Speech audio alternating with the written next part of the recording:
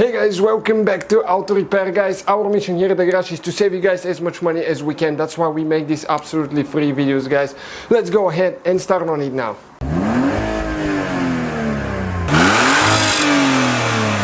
On a Volkswagen Jetta, guys, MK5 or Golf MK5, we have some vibrations, so we have to take them off to turn them. We have a video how to do that, what causes it, but stay with us. We'll show you how to remove a brake rotor if you want to install a new one.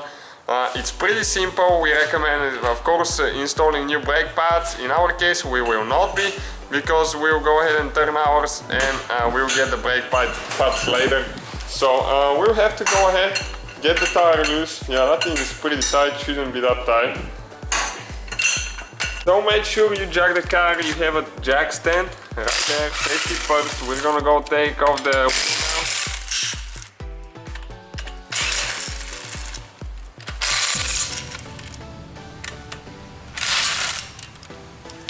Okay, and we are almost there to start working on it, guys. Okay, we'll need new tires soon. So that's a brake rotor right here. Ours are pretty bad. So we need to go ahead and turn the steering wheel to the right. So let me go do that quick.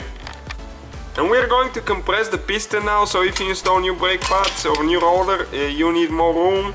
So you need to compress the brake caliper. You can get a tool for that procedure, but in our case you can just take a screwdriver. That's what we do, at least. I don't know if you want to do it. And go ahead and get this one loose like that. And now we have two bolts that we need to take care of. Those are actually for removing the whole assembly, not just the brake pads, the whole bracket and the caliper.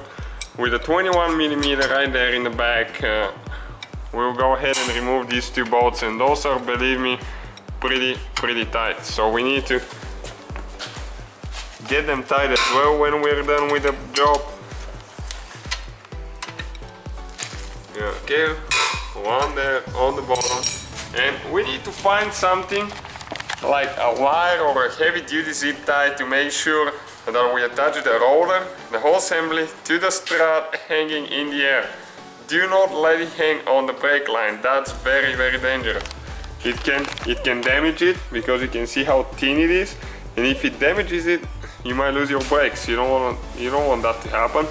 So we'll just go ahead and use a bungee cord, zip tie, something, so we can go ahead and make sure that it's hanging on the strut once we remove it. So be prepared before you remove the bolts. Okay, got them loose. So now we can just use the little impact, save us quite a bit of time. Okay, second one out of there, and now you can see that's the one here. Okay, let's see how we're going to do that now.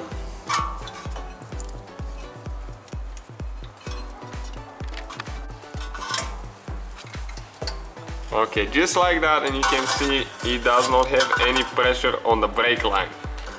And now with the T30 we need to remove that bolt right here, because that one is holding the disc to the wheel hub. Okay, so go ahead, remove that bolt all the way.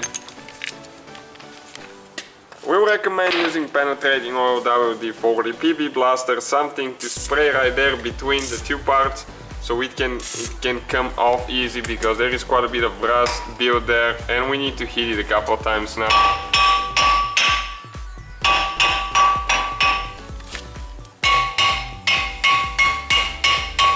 Okay, you can see it started wobbling a little bit, so if we help it a little bit with a rubber hammer from the back.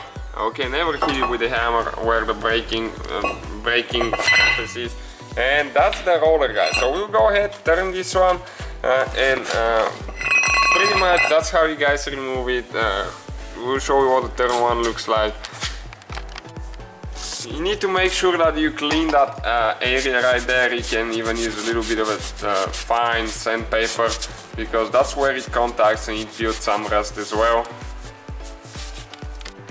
Hey guys, so we got the rotors. We got them from the parts store. They turned them for 10 bucks. You can see they look pretty good, because they were pretty thick, so we're still safe. They can tell you if you can turn them or not, and we're just gonna go and put it back together the same way we took it apart. So that will be the whole procedure, guys, for removing and replacing a rotor on a Jetta or Golf MK5.